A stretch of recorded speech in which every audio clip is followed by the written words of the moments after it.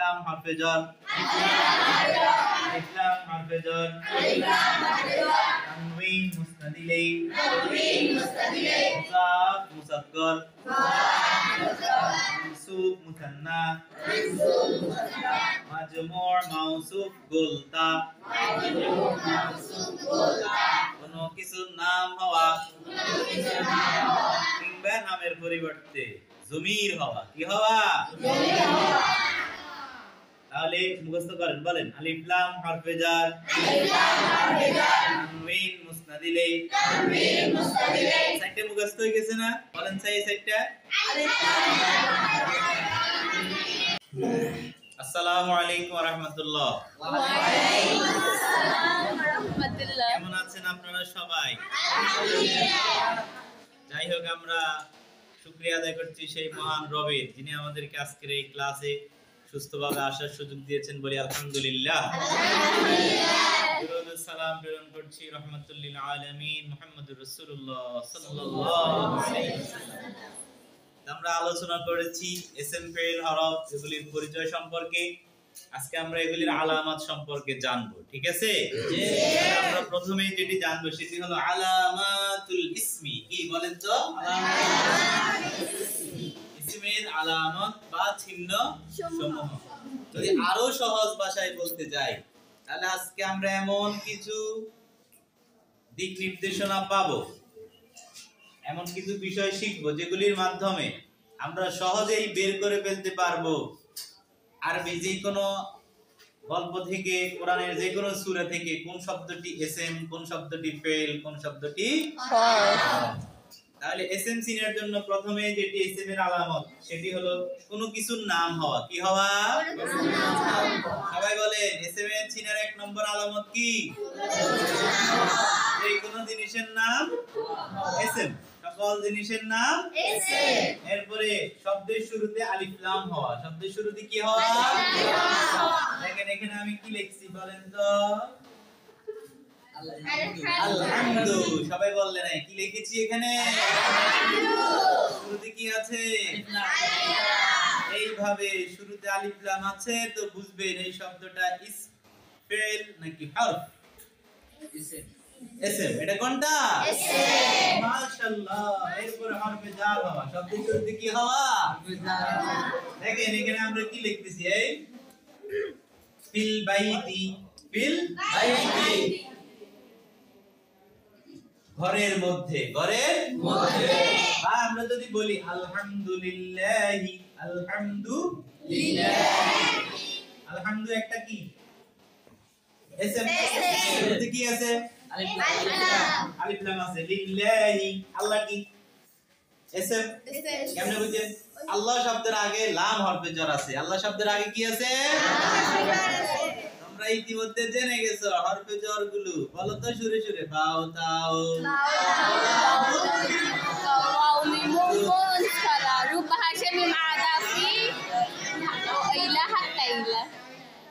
তাহলে হরফে jar গুলি আমরা জেনে গেছি এখন আমরা যদি দেখি কোন শব্দের শুরুতে কি আছে হরফে jar আছে তাহলে আমরা বুঝবো ওই শব্দটা ইসম ফাইল না হরফ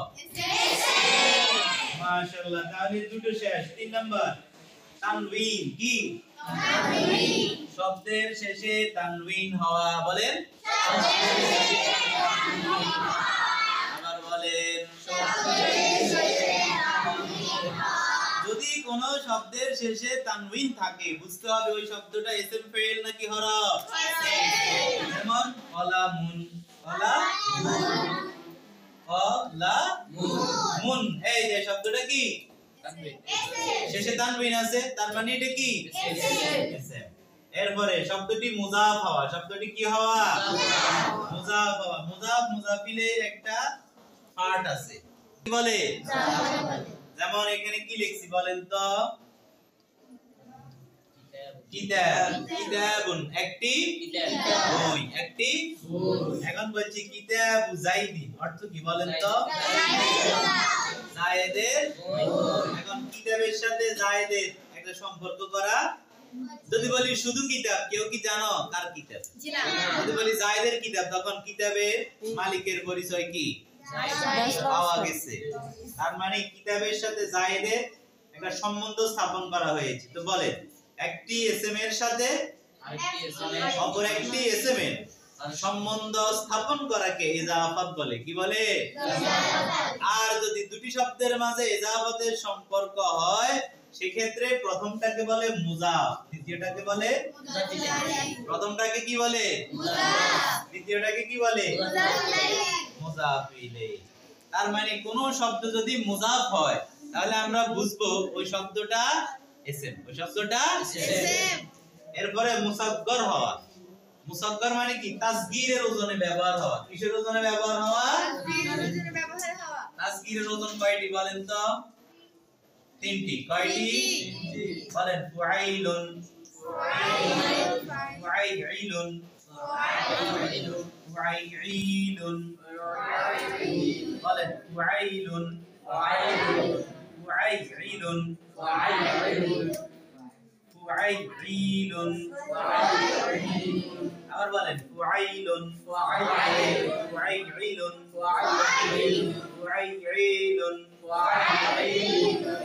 এই তিন ওজনে যত শব্দ ব্যবহার হবে সব কি? এই তিন ওজনে যত শব্দ ব্যবহার হবে সব কি? ইসম। আচ্ছা আমি যদি বলি উবাইদুন, এটা কি? ইসম। উবাইদুন এটা কি? ইসম। আচ্ছা এরপরে আসেন আমরা সংক্ষেপে আলোচনা মুজাফ হওয়া। যেমন কি বলছি? কিতাবু, এই খেয়াল করেন। এরপরে মুসাগগর হওয়া উবাইদুন। আছে মানসুব হওয়া, বলেন পরের আলামত বলেন সবাই। আবার বলেন মানসুব হওয়া, অর্থাৎ ইয়াউন নিসবত দ্বারা সম্পর্কযুক্ত করা হয় যখন কোন শব্দ, বলি কোন শব্দের শেষে, বলেন কোন শব্দের শেষে ইয়াউন নিসবত যুক্ত হওয়া, যুক্ত হওয়া। যদি কোন শব্দের শেষে ইয়াউন নিসবত যুক্ত হয় তাহলে ওই শব্দটি হয়ে যাবে ইসম। কি ওই শব্দটি হয়ে যাবে কি? ইসম। যেমন দেখেন আপনার মনে সব মনে মনে কয় কি ইয়াউন নিসবত আবার কি? হ্যাঁ এটা কি খায় মনে হয়, এটা ঈদের সময় গায়ে দেয়। তো এটা হলো কি? দেখেন এখানে কি লিখছি বলেন তো?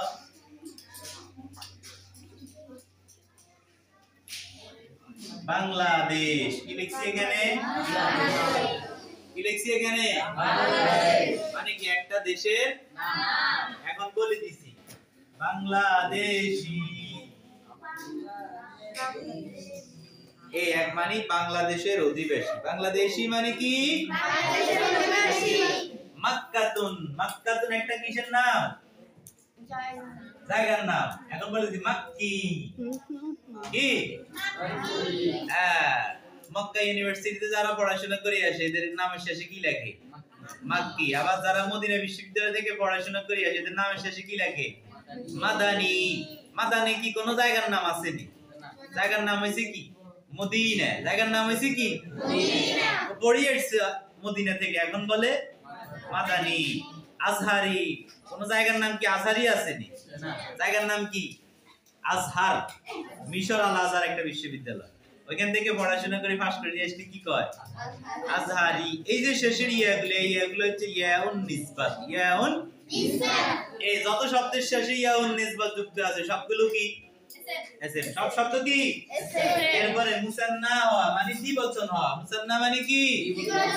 দ্বিবচন হওয়া। কিতাবানি, বলেন তো কিতাবানি মানে কি? দুটি বই। কিতাবানি অর্থ কি? দুটি বই। কিতাবানি অর্থ কি? দুটি বই। কয়টি বই? দুটি বই। এক বচন না দ্বিবচন?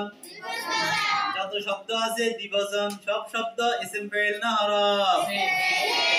এরপরে জমা হওয়া। কি হওয়া? কুতুবুন। কি লিখছি বলেন তো? কুতুবুন মানে অনেকগুলো বই। কুতুবুন মানে কি?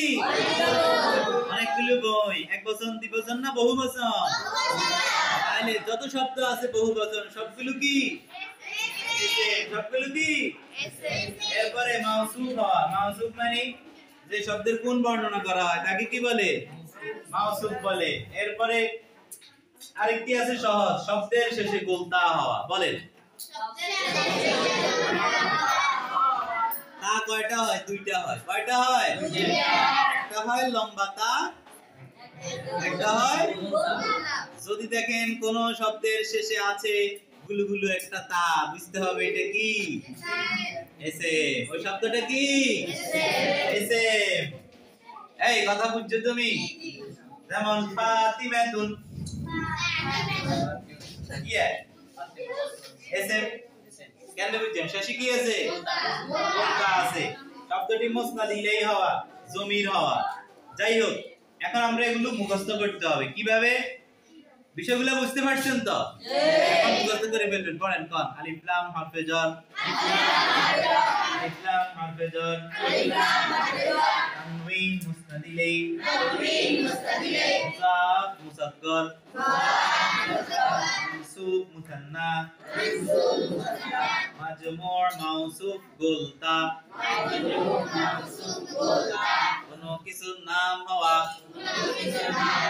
কিংবা নামের পরিবর্তে জমির হওয়া। কি হওয়া? তাহলে মুখস্থ করেন। বলেন আলিফ লাম হরফে jar, তানওয়িন মুসনাদ ইলাইহি। সাইটটা মুখস্থ হয়ে গেছে না? বলেন সেই সাইটটা আবার বলেন। মুযাফ মুসাক্কার, মানসুব মুসান্না, মুযাফ মুসাক্কার, মানসুব মুসান্না, মাজমুর মাউসুফ গুলতা। এই মুখস্থ যে বেশি সময় লাগবে না।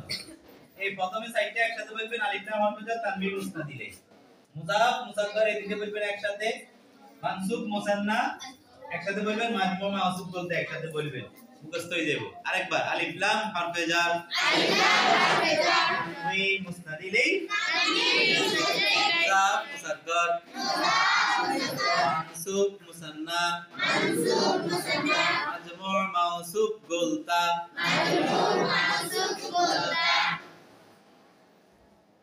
এম্মা বেদামাস